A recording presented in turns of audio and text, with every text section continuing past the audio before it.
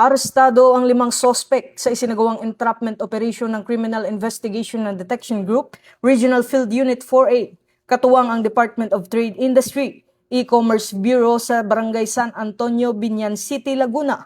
Kinilala mga sospek sa alias na Louie, Mike, Ray, Ed at Rick, na pawang empleyado ng isang warehouse. Nadakip ang mga ito habang aktong nagbebenta ng Delcros isopropyl alcohol na hindi rehistrado sa Food and Drug Administration at walang kaukulang permit mula sa DTI. Nasabat sa operasyon ang humigit kumulang 1,244 galon ng produkto na nagkakahalaga ng 808,600 pesos. Ayon kay CADG Director Police Major General Robert Alexander Morico II, paglabag ito sa Republic Act 7394 o Consumer Act of the Philippines at Republic Act 9711 o Food and Drug Administration Act of 2009.